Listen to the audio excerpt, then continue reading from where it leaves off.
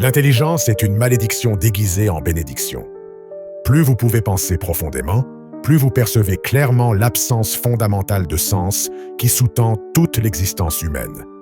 Les esprits brillants n'embrassent pas le nihilisme par faiblesse ou désespoir, mais par la simple et inévitable conséquence de regarder trop fixement l'abîme de la réalité sans les filtres réconfortants que la majorité des gens maintiennent soigneusement en place.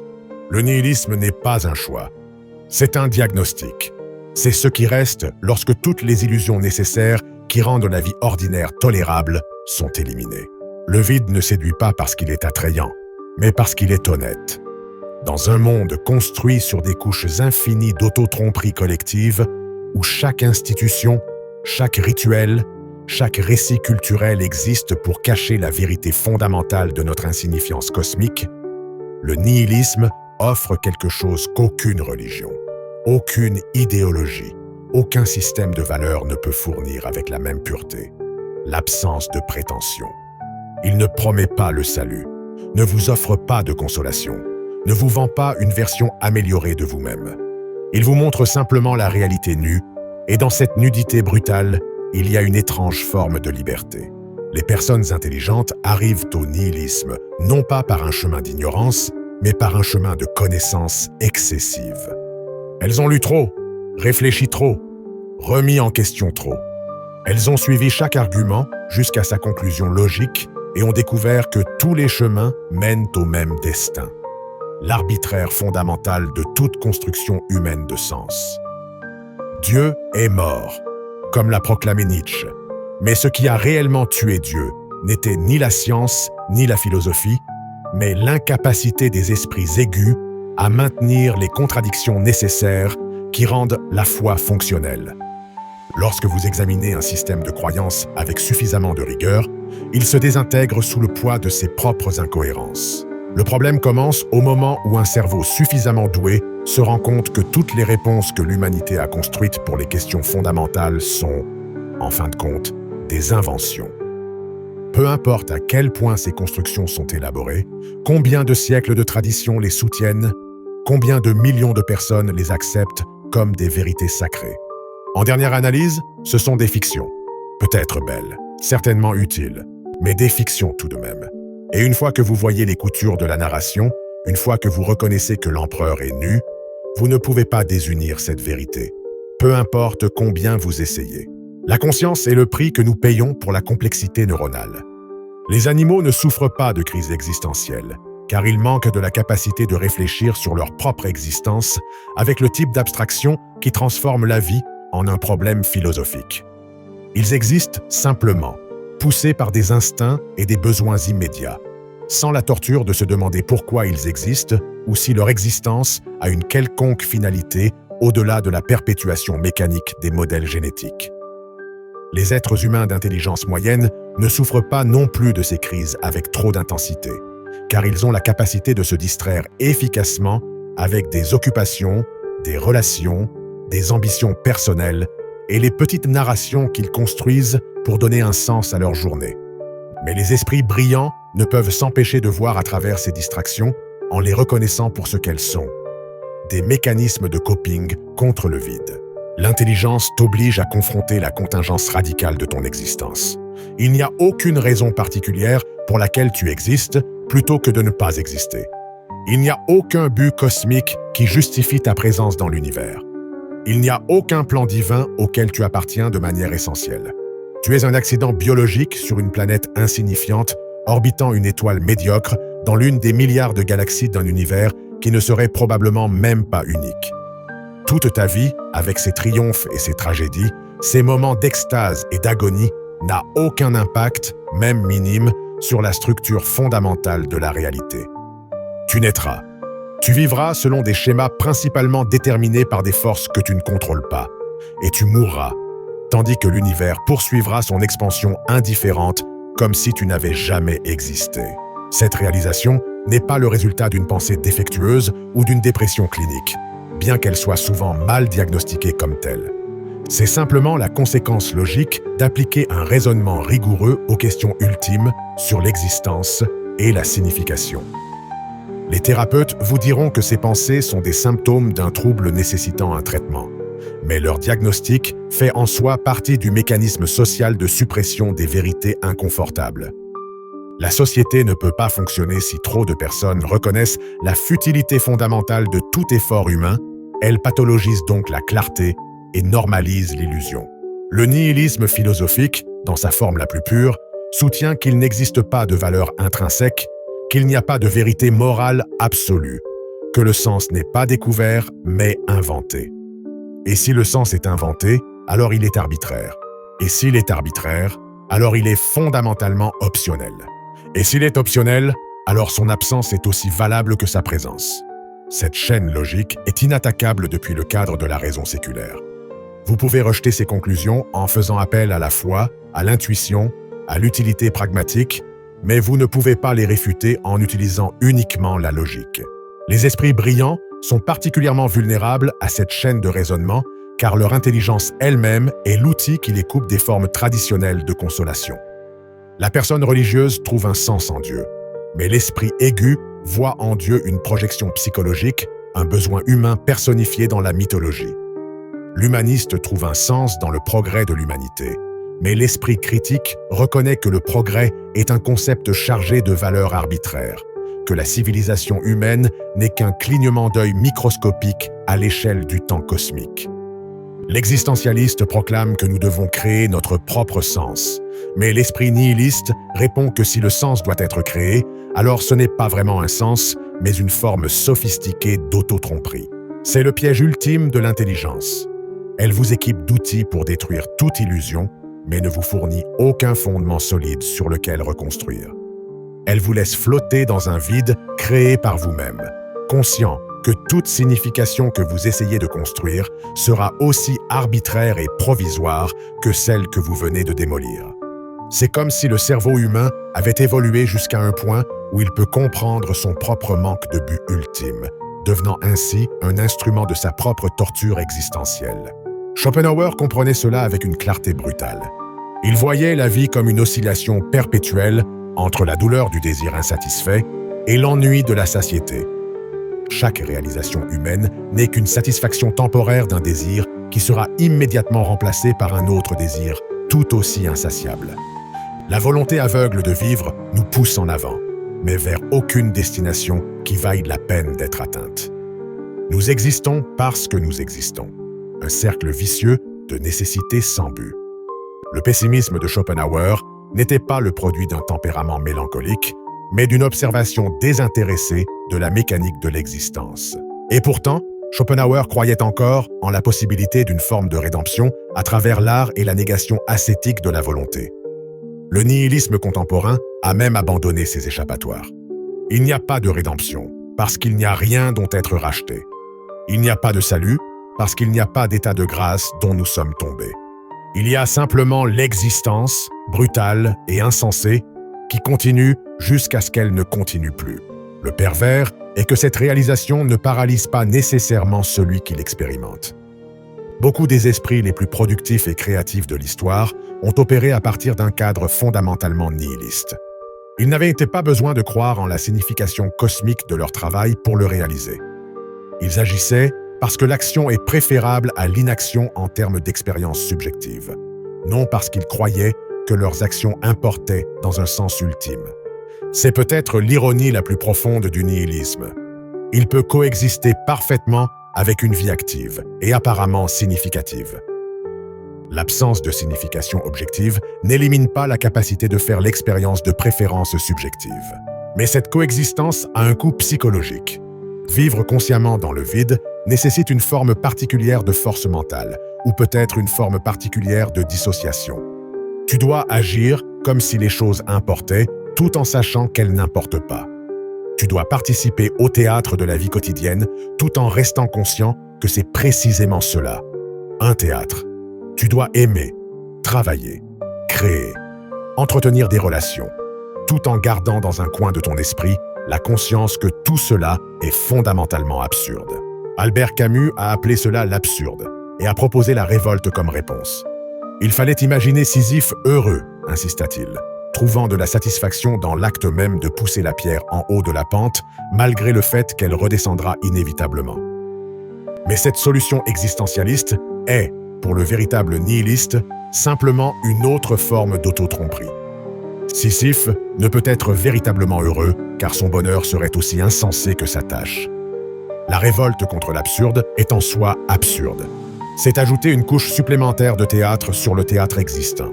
Les esprits brillants gravitent vers le nihilisme, non pas parce qu'ils sont incapables de créer du sens, mais parce qu'ils sont incapables de croire au sens qu'ils créent. C'est la distinction cruciale. Une personne d'intelligence moyenne peut inventer un but pour sa vie et le vivre avec une conviction sincère. Un esprit aigu invente le même but, mais ne peut jamais oublier qu'il l'a inventé, qu'il s'agit d'une construction artificielle sans fondement dans la réalité objective. La conscience de soi gâche l'immersion. C'est comme regarder un film en connaissant tous les trucs des effets spéciaux.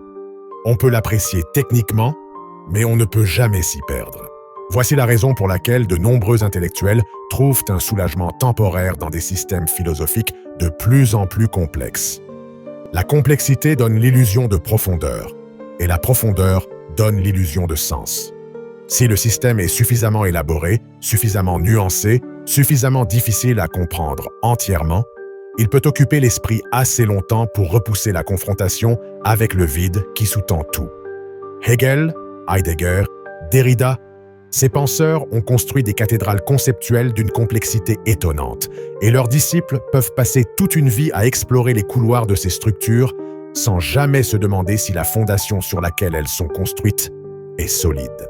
Mais éventuellement, pour l'esprit véritablement implacable, même ces élaborations s'effondrent. La complexité se révèle comme une forme sophistiquée d'obscurcissement. Les systèmes philosophiques sont reconnus comme des jeux de langage qui s'auto-valident, créant l'illusion de découverte, alors qu'en réalité, ils ne font que réorganiser des concepts en configurations de plus en plus ésotériques. Le jargon spécialisé crée des barrières d'entrée qui donnent aux initiés la sensation d'appartenir à une élite cognitive.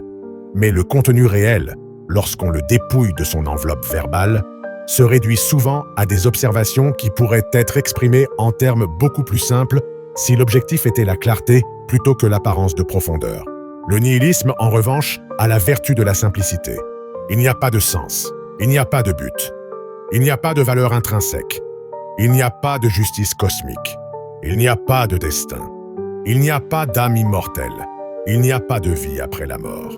Il n'y a que de la matière en mouvement, des motifs émergents de complexité qui s'organisent temporairement en formes que nous appelons vie et conscience, avant de se dissoudre à nouveau dans l'entropie. C'est toute l'histoire. Il n'y a pas de couche cachée de réalité attendant d'être découverte. Il n'y a pas de vérité secrète accessible uniquement aux illuminés. Il n'y a que ceci: une existence sans but, une conscience sans sens, une expérience sans destin. Les personnes brillantes trouvent cette vision attrayante non pas parce qu'elle est réconfortante, mais parce qu'elle est parcimonieuse. Appliquer la règle de Occam aux questions ultimes et éliminer toute la machinerie conceptuelle inutile que l'humanité a construite pour éviter de confronter la terrible simplicité de notre situation. Vous n'avez pas besoin de postuler un Dieu omnipotent pour expliquer pourquoi vous existez. Vous n'avez pas besoin d'inventer une âme immatérielle pour expliquer la conscience.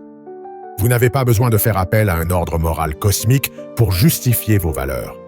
Toutes ces constructions sont des ajouts inutiles à une réalité qui fonctionne parfaitement sans elles. Mais la simplicité du nihilisme est aussi son horreur. Parce que si vous intégrez vraiment cette vision, si vous la laissez pénétrer au-delà de votre acceptation intellectuelle vers votre expérience vécue, vous vous trouvez dans un territoire psychologique dangereux. Lorsque rien n'a d'importance, toutes les actions deviennent équivalentes en termes de leur signification ultime.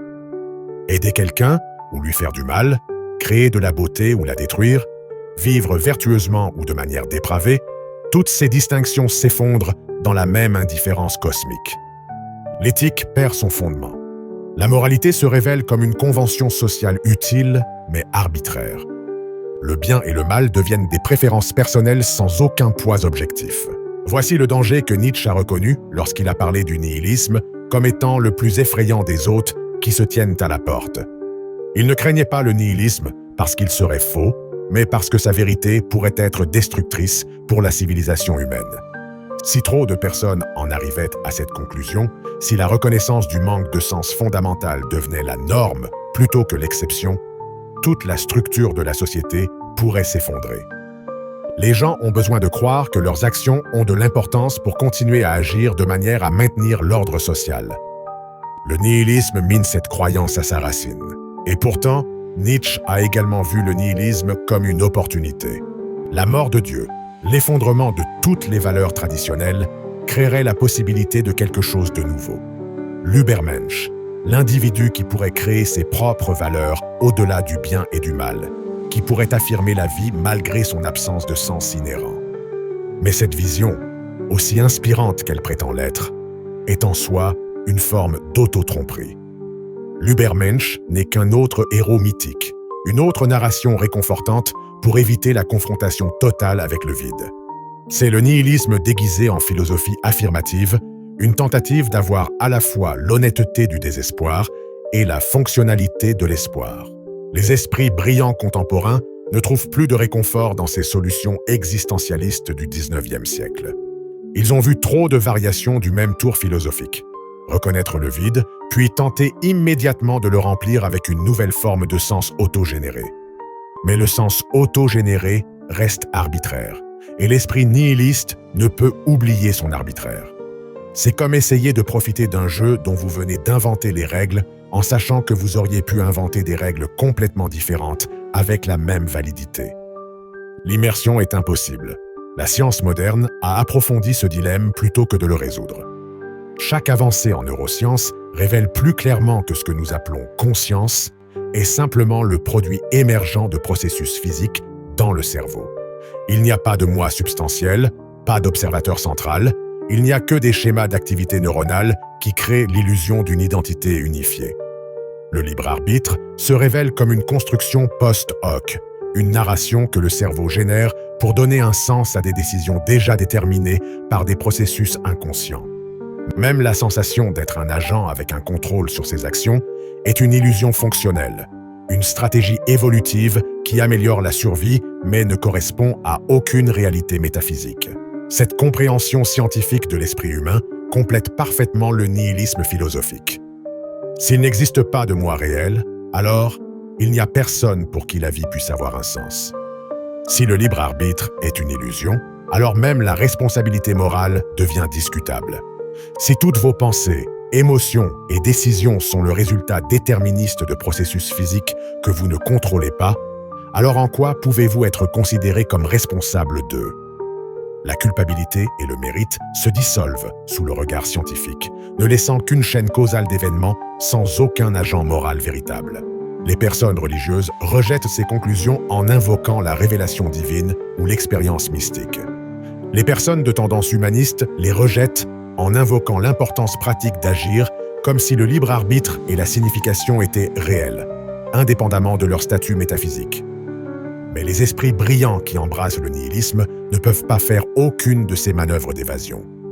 Ils ne peuvent pas croire aux révélations sans preuve, et ils ne peuvent pas faire semblant que quelque chose est réel alors qu'ils savent que ce n'est pas le cas.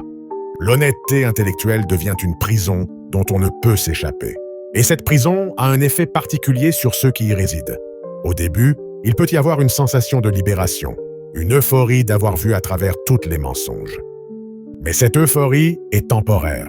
Finalement, l'absence de sens commence à s'infiltrer dans chaque aspect de l'expérience.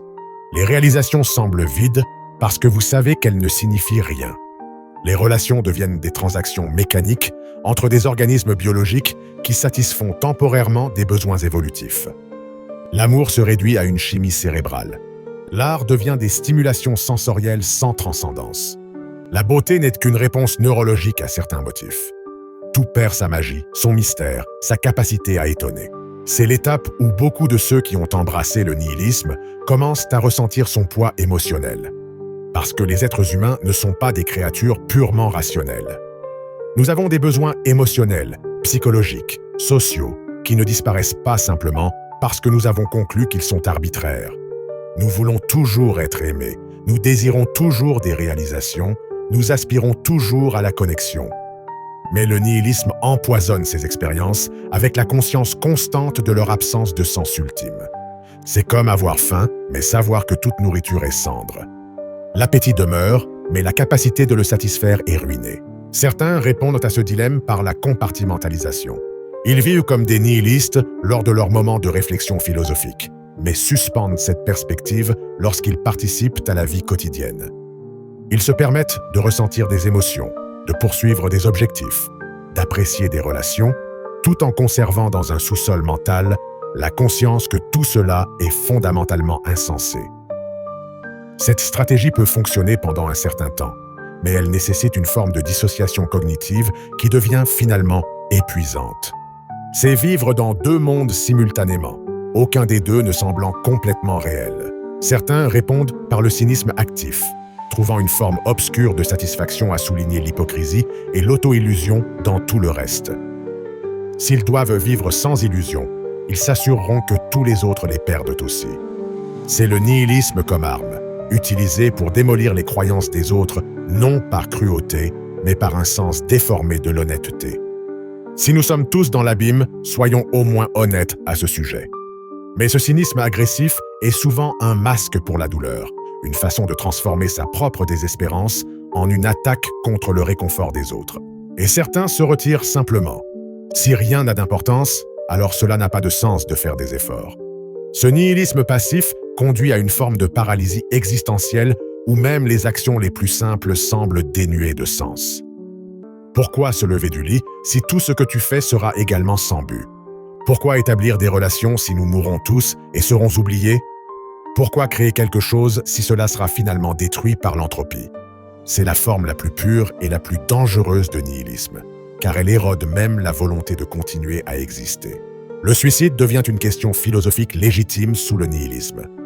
Si la vie n'a pas de signification inhérente et est remplie de souffrances, quel est l'argument rationnel pour continuer? Camus a appelé cela la seule question philosophique vraiment sérieuse. Mais même ici, le nihilisme se dévore lui-même. Si rien n'a d'importance, alors peu importe si tu vis ou si tu meurs. Le suicide n'est pas une solution, car il n'y a pas de problème à résoudre. Seulement une situation sans sens qui peut continuer ou se terminer avec une validité ou une absence de celle-ci équivalente. Les esprits brillants qui parviennent à ce stade se trouvent dans un limbe particulier. Ils sont trop intelligents pour croire aux illusions réconfortantes qui rendent la vie tolérable pour la majorité, mais trop attachés à l'existence biologique pour simplement se déconnecter. L'instinct de survie continue de fonctionner même lorsque l'esprit a conclu que la survie ne vaut pas la peine. Le cerveau continue de produire de la dopamine en réponse à des expériences agréables, même lorsque l'intellect a déterminé que le plaisir est insensé. Vous êtes piégé dans un corps qui veut vivre alors que vous habitez un esprit qui a reconnu l'inutilité de la vie. C'est peut-être la forme de torture la plus raffinée que l'évolution ait pu concevoir. Créer un organisme suffisamment intelligent pour comprendre son propre manque de but, mais pas assez puissant pour échapper aux liens de sa programmation biologique. Tu es à la fois le prisonnier et la prison, le tortionnaire et la victime. Et il n'y a pas de libération possible, car il n'y a rien à libérer. Seulement une existence qui continue simplement parce que l'alternative nécessite une action aussi insensée que tout autre. Le nihilisme gagne du terrain dans les esprits brillants, non pas parce qu'il offre quelque chose de désirable, mais parce qu'il est la conclusion inévitable d'une pensée rigoureuse, sans les freins de la foi ou de la convenance pragmatique. C'est là où tu finis lorsque tu suis chaque question jusqu'à sa conclusion logique sans te permettre de t'arrêter à des réponses confortables mais inadéquates. C'est le prix de l'honnêteté intellectuelle absolue dans un univers indifférent. Et la dernière paradoxe est celle-ci. Même reconnaître le nihilisme comme vrai ne change rien fondamental à ton expérience.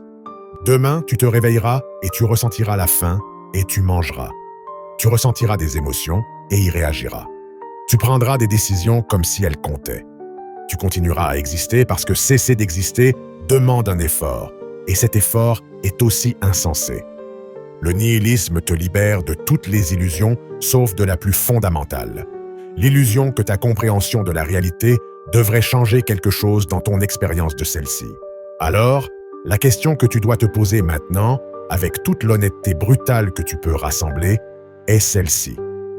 Si tu as suivi ce raisonnement jusqu'à sa conclusion, si tu as vu le vide et reconnu sa réalité, que feras-tu avec cette connaissance? Te permettra-t-on la commodité de l'oubli en enterrant cette compréhension sous des couches de distraction et de buts autogénérés? Vas-tu embrasser la contradiction de vivre comme si les choses importaient alors que tu sais qu'elles ne le font pas? Ou vas-tu t'asseoir dans le vide, pleinement conscient, pleinement honnête, et découvrir s'il y a quelque chose de l'autre côté du désespoir qui ne soit pas simplement plus de vide? Parce que le nihilisme ne t'offre pas de réponse. Il ne te laisse que la question la plus effrayante de toutes. Et maintenant,